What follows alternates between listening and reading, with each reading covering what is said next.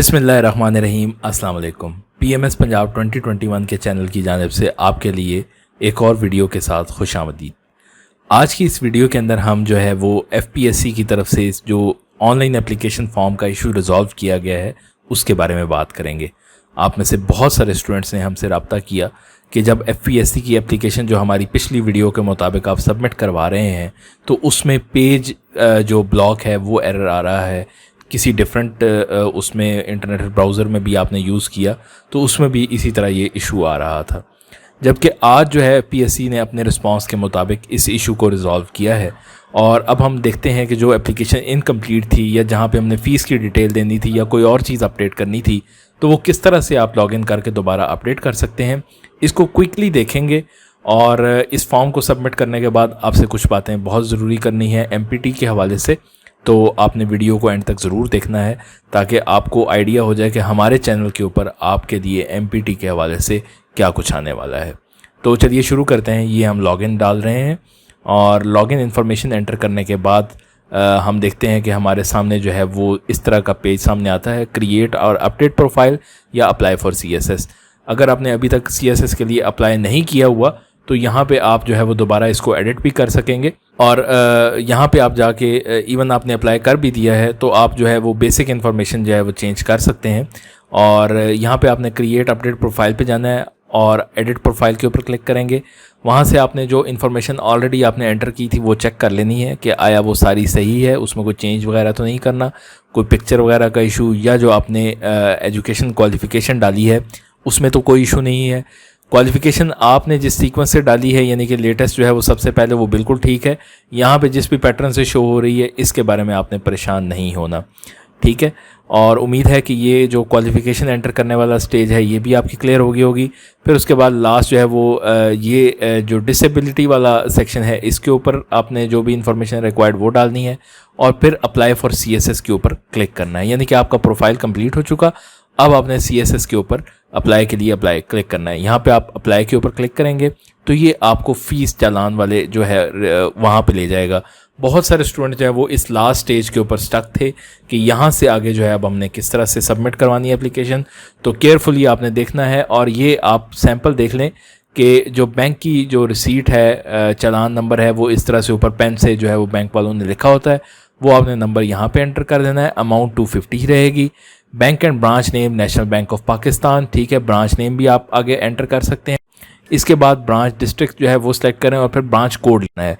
Usually जो bank की जो स्टैंप है उसके ऊपर ब्रांच कोड लिखा होता है, अगर नहीं लिखा तो ये इस तरह से आप NBPR ब्रांच कोड्स के ऊपर क्लिक करें।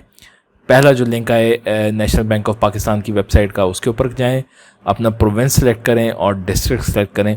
तो डिस्ट्रिक्ट प्रोविंस सेलेक्ट करने के बाद डिस्ट्रिक्ट सेलेक्ट करने के बाद आप गो के ऊपर क्लिक करें तो आपको उस डिस्ट्रिक्ट की जितनी भी ब्रांचेज़ हैं उनका पता चल जाएगा और उसके बाद आप रेलेवेंट जो भी आपकी ब्रांच है उसके ऊपर क्लिक करके वो कोड यहाँ पे एंटर कर दें। रिसीट डेट, जिस डेट को आपने फ़ीस जमा करवाई है, आज करवाई है तो 16, अगर पिछली किसी डेट में करवाई है तो वो डेट एंटर कर दें, ठीक है। इसको आप अगर आपने फ़ीस नहीं जमा करवाई तो अभी आप एप्लीकेशन सबमिट ना कराएं क्योंकि आपके पास रिसीट नंबर नहीं है। मे भी आप कहें कि मैं कल जाके जमा करवा दूंगा एप्लीकेशन और आज मैं 17 डेट डाल देता हूं, तो ऐसा ना कीजिएगा क्योंकि आपके पास बैंक का रिसीट नंबर नहीं है। और ये बैंक में फ़ीस जमा कराने के बाद ही इसको आप सबमिट करवाएं। और फिर एक गुजारिश आपसे करूंगा कि लास्ट टाइम की तरह जो है लास्ट डेज पे 21st 22nd सिस्टम जो है वो बहुत ज़्यादा क्रैश करता है, इशू आता है। कुछ लोगों के एफपीएससी ने दोबारा ओपन कर दिया था, टाइम अलाउ किया था, लेकिन कुछ लोगों का नहीं किया था। तो आज कल में ही कोशिश करें अपनी जो एप्लीकेशन है उसको कंप्लीट कर लें। जब आप ये सबमिट कराएंगे तो उसके बाद जो है वो आपको दोबारा एक दफ़ा आपकी सारी डिटेल्स शो करेगा कि आया यही है। अपना टेस्ट सेंटर जो है वो दोबारा तसल्ली से चेक कर लीजिएगा कि एग्जामिनेशन आपने सेंटर कौन सा सिलेक्ट किया हुआ है। इसके बाद आपने कंफर्म एंड अप्लाई करना है। तो ये आपका अप्लाई हो चुका है। प्रिंट प्रीव्यू करें तो ये आप अपना प्रीव्यू ले लें और उसको PDF में अपने पास सेव रख लें या प्रिंट निकाल लें, ठीक है। ये अब आपके पास जो है वो आप दोबारा लॉगिन करेंगे तो इस तरह से शो हो रहा होगा। दोबारा आप लॉगिन करके एडिट करना चाहें तो क्रिएट एडिट प्रोफाइल पे जाएं, ठीक है। वहाँ पे आप एडिट करके दोबारा जो है वो अपनी एप्लीकेशन को एडिट भी कर सकते हैं।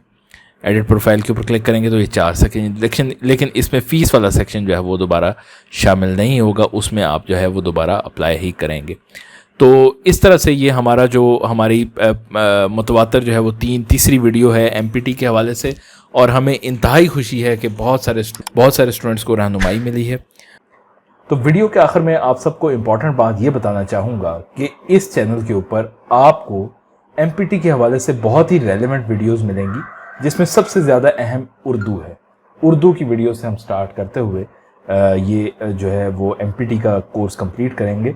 तो ऐसी वीडियोस आप देखने से रह ना जाएं, इसलिए इस चैनल को सब्सक्राइब करें। चैनल को सब्सक्राइब करने के वजह से मैं इसलिए एम्फेसाइज कर रहा हूँ क्योंकि इस चैनल पे जो just for the purpose of views या वेस्टेज ऑफ टाइम जो है वो नहीं होगा, आपके लिए रेलेवेंट वीडियोस हैं वो अपलोड की जाएंगी। ऐसे जितने भी न्यू सब्सक्राइबर्स हैं जिन्होंने रिसेंटली हमें सब्सक्राइब किया है, उनके वो देख सकते हैं एग्जिस्टिंग वीडियोस जो कि पर्टिकुलरली पीएमएस के हवाले से बनी है, और पीएमएस का ही जो डिमांड है स्टूडेंट्स की, उसको देखते हुए हमने सीएसएस की वीडियो स्टार्ट की हैं। तो आप इस चैनल को ज्वाइन कीजिए, होल हार्टेडली ज्वाइन कीजिए। इंशाल्लाह आपके लिए बेहतरीन वीडियोस जो हैं वो अपलोड की जाएंगी। इसके साथ ही इजाज़त दीजिए।